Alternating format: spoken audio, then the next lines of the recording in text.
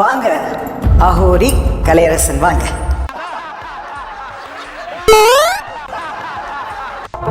ரொம்ப சின்ன பையனா இருக்கீங்க. உங்களுக்கு வயசு எவ்வளவு இருக்கும்? 25. அப்படியா? ஒத்துக்கிட மனசு இல்லைனாலும் அதான் நேசம். இன்னும் சொல்லணும், அதுக்கு முன்ன உங்களை பத்தின வீடியோஸ் நிறைய பார்க்கறேன் நான். ஆமா ஆமா,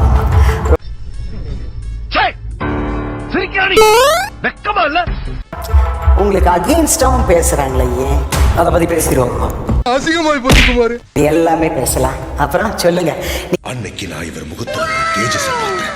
எதையும் சாதிச்ச ஒரு சந்தோஷம். அப்புறம் எனக்கு ரூம்ல வந்து பசங்க, ஏன்னா ஒவ்வொருத்தவங்க ஒவ்வொரு கேட்டகரி ஆஃப் பீப்புள்ஸ் இருப்பாங்க இல்லைங்களா? ஆமா, So, விஷயங்கள் மாறுபடுமே. நம்மளோட தான் அவங்களுக்கு செட் ஆகலை எனக்கு. It's so embarrassing. அவன் வந்து நம்ம அடிச்சதை நான் சொல்லக்கூடாது அப்படின்னா எனக்கு நீ 5 ரூபாய் கொடுக்கணும். ஓ இப்படி. நான் காசு இல்லை எனக்கு. ஸோ அந்த மாதிரி பண்ணுவேன் ஃப்ரெண்ட்ஸ் கிட்டேயும். So, அப்படி ஒரு எவ்வளவு வசூல் பண்ணி வச்சுப்பீங்க? அப்படியே நல்லா இல்ல, அது கொஞ்சம் ஹெல்ப்பா இருக்கும்ல சாப்பிட. அன்னைக்கு எனக்கு ஸ்நாக்ஸ் வாங்கிட்டீங்க, ஒரு வடை வாங்கிட்டீங்க, சரியா இருந்தா போதும், அவ்வளவுதான். இவர்தான், இவருக்கு இதான் வேலை. கூட ஒரு 5 பசங்களையும் ஃப்ரெண்ட்ஸ் எல்லாம் நம்ம பிரெயின் வாஷ் பண்ணி தூக்கி உள்ள வச்சுக்குவேன். டே மைண்ட் வாஷ் பண்ணினா எப்படி? டேய், அம்மாவுக்கு நம்ம தொண்டு செஞ்சோம்னா 10th நீ பாஸ் ஆயிருவ, நீ கவலைப்படாத, நான் உனக்கு அம்மாட்ட கேரண்டியா உனக்கு வர வாங்கி தரேன் அப்படிலாம் சொல்லி கூட கூப்பிட்டு வச்சுக்குவேன். இப்படி பாக்குறாரு. 19 வயசுல கல்யாணம் பண்ணேன். 19 வயசுல கல்யாணம். எல்லாமே சின்ன வயசுல டக டக டக எல்லாத்தையும் முடிச்சிட்டாங்க. 19 லவ் மேரேஜா அரேஞ்ச் மேரேஜா? லவ் மேரேஜ் தான்.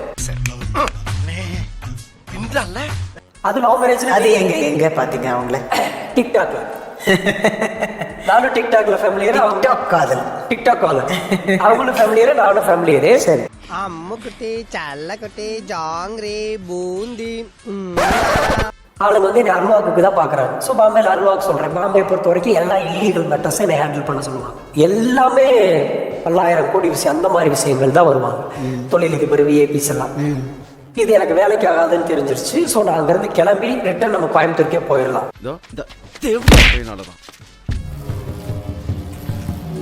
பாந்த்ரான்னு ஒரு ஸ்டேஷன்ல நிக்கிறேன். ஸோ அப்போ ஒரு கிண்ணாரம் அப்படின்னு, அது கிண்ணாரம்ன்றது காசி போனதுக்கு அப்புறம் தான் தெரிஞ்சு, ஒரு பிச்சைக்கார ரூபத்தில் ஒருத்தர் வராங்க. 1 o'clock நைட்டு லக்கேஜோட நிக்கிறேன் நாங்க.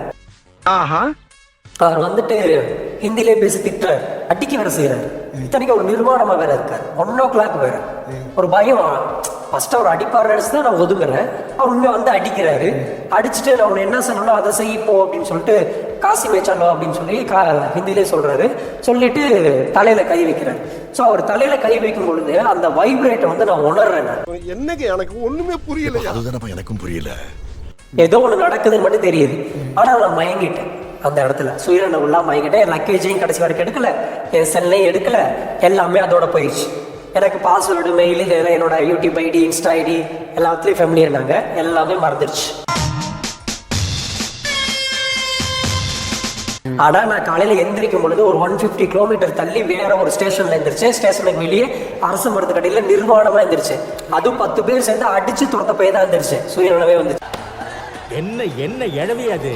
அங்கிருந்து தமிழ் ஆளுங்கிட்ட காசை வாங்கிட்டு காசி கிளம்பி போயாச்சு. ஃப்ளைட்ல போறேன், துண்டு கட்டிட்டு தான் போனேன். எந்த ஸ்டேஷன்ல விழுந்திருந்தீங்க? அது எனக்கு ஃபர்ஸ்ட் எனக்கு மகாராஷ்டிரான்றதே தெரியல. பட் நான் அமௌண்ட்லாம் கலெக்ட் பண்ணி எப்படியோ ஃப்ளைட்ல காசி இறங்கி டாக்ஸி பிடிக்கிறேன். அந்த டாக்ஸியில் பார்த்தீங்கன்னா நான் இங்கே பார்த்த ஆளோடைய ஃபோட்டோ அந்த காருக்குள்ள தொங்கும். பார்த்தீங்களா, விநாயகர் ஃபோட்டோ, முருகன் ஃபோட்டோ, அது மாதிரி தொங்குது.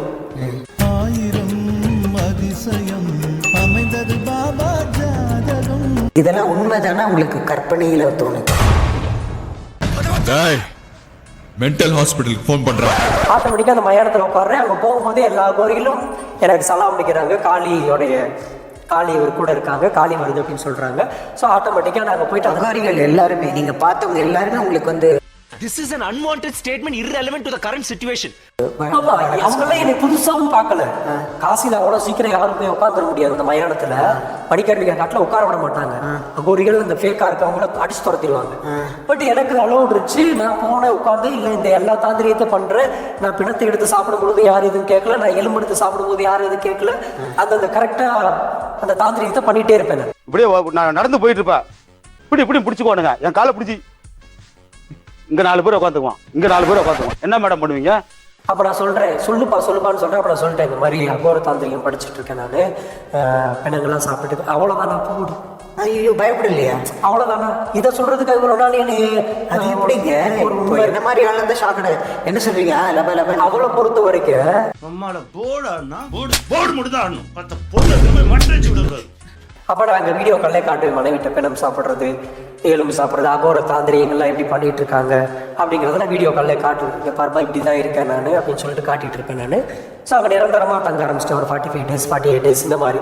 அப்புறம் இடையில ஒரு 5 days இருந்து திருப்பி ஓடிடுவேன். என்னால் வீட்டிலே இருக்கவே முடியாது. ஆக்சுவலி இப்போ நான் டெலிவரிக்காக ஊருக்கு வந்த பையன், காசியில இருந்து. சரி. ஸோ டெலிவரிக்காக வந்து வீட்டில் இருக்க முடியல. மனைவி 10 நாளாக போய் ஆஸ்பத்திரியில் இருக்காங்க, வீட்டில் இருக்க முடியாது.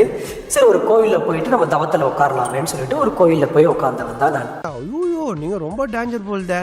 ஸோ தெரிஞ்ச ஒரு அண்ணா வாட்ஸ்அப் ஸ்டேட்டஸை பார்த்துட்டு, கோயிலில் அபிஷேகம் பண்ணுறதை பார்த்துட்டு, இப்போ கலை இப்படி அப்போ 1.5 வருஷமா அப்டேட் இல்லைன்னா அப்போ இதுதான் காரணமா அப்படின்னு அவர் வந்து எடுத்து போட ஆரம்பிச்சது இன்னைக்கு இவ்வளோ பெரிய சர்ச்சைகளில் கொண்டு வந்து விட்டுச்சு. ஓ நீ அப்படி வரியா? 40 நாள் இருந்து தீட்சை வாங்கணும்னு சொல்றாங்களா அகோரி ஆகணும்னா? ஆமா. அது நீங்க எப்படி எத்தனை நாள் இருந்தீங்க? ஆமா, குரு வச்சு போடாது. இப்ப நான் தான் 48 நாள் தீட்சை கொடுத்துட்டு இருக்கிறேன். நம்ம குரு வச்சு போனா தான். நீங்க வாங்குனீங்களான்னு தான் கேட்க. அதாவது காசியில காளி கிட்ட வாங்குவாங்கல்ல அந்த தீட்சை? இல்லைங்கம்மா, அது வந்து ஒரு குரு வந்து நமக்கு தீட்சை கொடுக்கணும், அந்த மாதிரி தான் ஒரு ரூல். மந்திரம் தெரியாதவங்க தானே தீட்சை வாங்கி மந்திரம் படிச்சு தாந்திரிகத்துக்குள்ள வருவாங்க. காசியில இருக்கிற அகோரிகளோட பேட்டர்னே வேற மாதிரி இருக்குல்ல, உங்களுடைய பேட்டர்ன் வேற மாதிரி இருக்கு. அதை பத்தி என்ன? அகோரிகள் வெரைட்டிஸ் ஆஃப் அகோரிஸ் இருக்கிறாங்க. சிவன் அகோரி இருக்காங்க. உங்களுடையது என்ன? நான் காளி அகோரி. மச்சான் யாரா இவனுங்க? எங்கிந்திரா வந்துக்கிறானுங்க? காளி அகோரி. காளி நான் வந்து உபாசனை பண்ணியிருக்கிறது காளி. அப்போ சிவன் அகோரி, காளி அகோரி, சின்ன மஸ்தா, தாரா, திரிபுர சுந்தரம், காலபைரவன். போதும் லிஸ்ட் பெருசா போய்கிட்டு இருக்கு. A few inches later.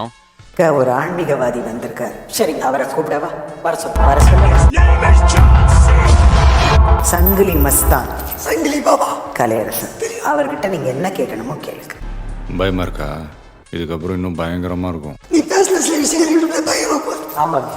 காளி அம்மா வந்து அதாவது துணியே இல்லாம பார்த்தேன். ஆமா. எங்க தலைக்கு எவ்வளவு தில்லு பத்தியா? அது எப்படி பாமாத்துங்க? சரிங்க, அம்மா இதுக்கு ஆதாரம் நான் காட்டலாங்களா?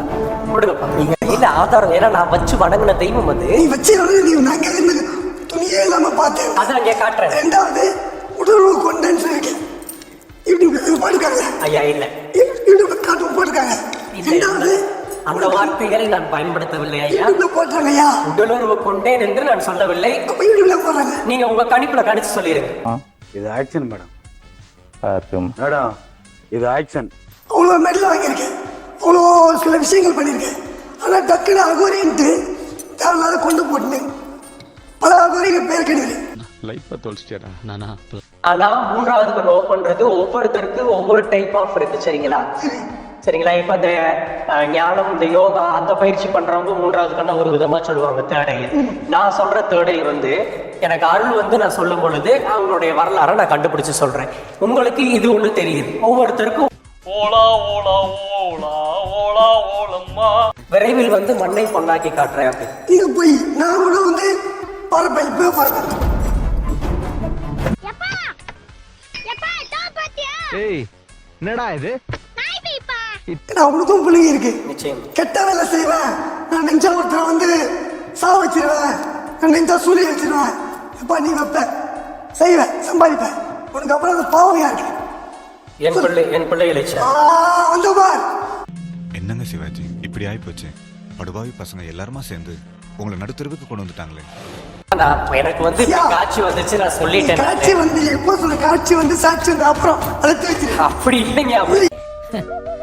நான் எழுதின ஸ்டோரி தான், ஆனா எனக்கே தெரியாம ஏகப்பட்ட ட்விஸ்ட் வைக்கிறாங்கப்பா. இல்லப்பா, நீ ரொம்ப வார்த்தை விட்டுருக்கு. ஐயா நிச்சயமா நீங்க சொல்லுவது எனக்கு புரியுது. நிச்சயமா நீங்க சொல்ற கோட்பாடுகளை என்னால ஏத்துக்க முடியும். ஏத்துக்க முடியும், நான் செய்ய மாட்டேன். ஐயா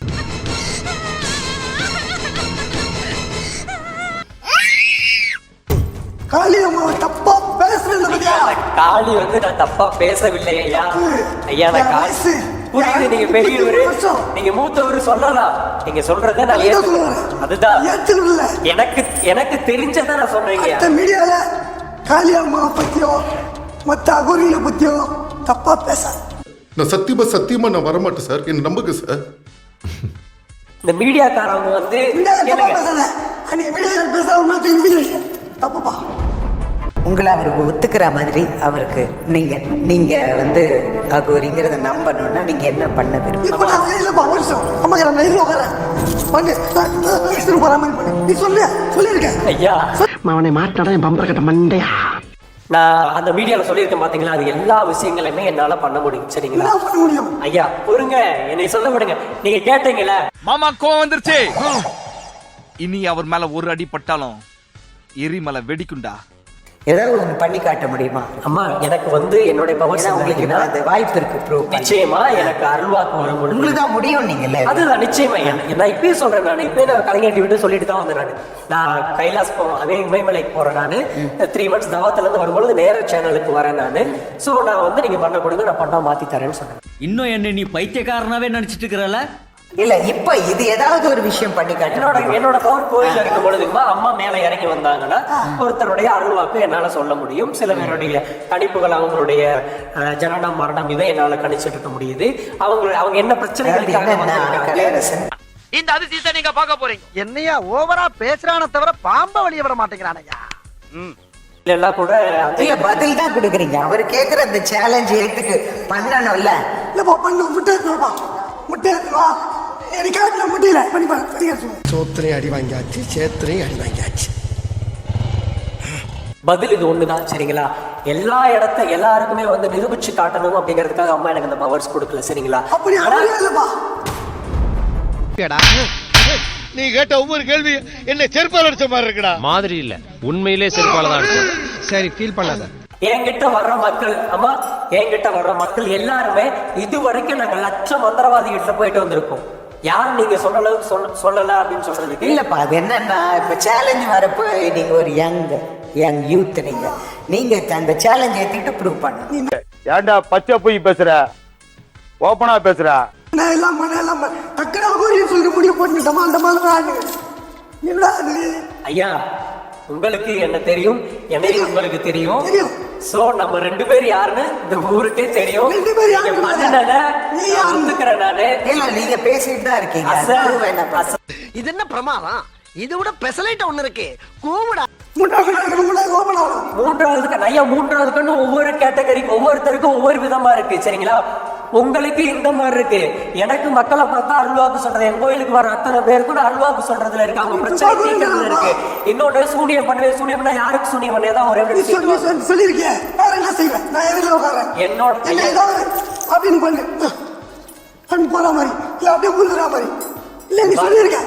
இன்னைக்கு ஒரு புட்டி அவரால் இதுவே பண்ண எதுவும் பண்ண முடியாது. அது சொல்லி காலத்துல சேர்த்து வைக்கிறேன். குழந்தை உண்டாக்குறேன். டிசிப்ளின் வேணும். அங்க போயிட்டு தவம் இருந்து உங்களுக்கு அங்க வந்து ஆசீர்வாதம் பண்ணாங்க. அதெல்லாம் பிராக்டிஸ் பண்ணிட்டு இங்க வந்திருக்கேன்னா அதுல ஏதாவது ஒண்ணு பண்ணணும் இல்லையா?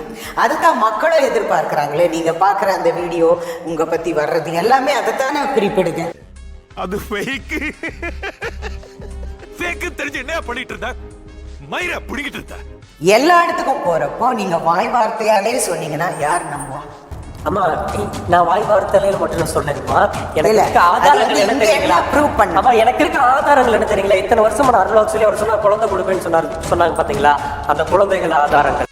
அவ்வளவு வெறி மாப்பிளைக்கு எல்லாம் பண்ண முடியாதுன்றீங்க. உங்க இடத்துக்கு போனாதான் பண்ண முடியும்ன்றாங்க. இவர் எல்லா இடத்துலயும் பண்றாரு, ப்ரூவ் பண்றாங்க. அவர் வந்து உண்மையிலேயே அதுல வந்து ஈடுபட்டிருக்காருன்னா உடனே வந்து ஒரு சவாலுக்கு பதில் கொடுத்துருக்கலாம். அவர் வந்து பண்ணாம வந்து எனக்கு வந்து இதுக்கு தேவையானதெல்லாம் வேணும் அப்படின்றதுல சொல்லிட்டு இருக்காரு. எப்படி சொல்றது? அதாவது தயவுப்படி இல்ல, தேவையான விளம்பரங்கள் வெளியே பண்ணாதீங்க. உங்களுக்கு குடும்பம் இருக்கு, குழந்தைங்க இருக்கு, அவங்களோட எதிர்காலத்தை நினைக்கணும். நான் சேலஞ்ச் பண்ணும்போது வர சொல்லுங்க. நான் பண்ணி காட்டுறேன். அதாவது உங்களுக்கு எல்லாமே கிடைச்சிருக்கு ஞானம்ன்றப்போ, இப்போ ஒருத்தர் வந்து வயசுல மூத்தவர், அவர் யாரா ஒண்ணா இருக்கட்டும், ஒரு மூத்தவர் வந்து ஒரு விஷயத்தை கேட்கறப்போ உடனே உங்களால பண்ண முடியல. அப்படி இல்லை, அப்படின்னா கத்தி கொடுங்க, கத்தி மேல ஆடுறேன் காலம் இருக்காம, கண்ணாடியை போட்டுங்க, கண்ணாடி மேல ஆடுறேன், அது மாதிரி இது ஒரு வித்ததான். எல்லாம் பார்த்துப்பா.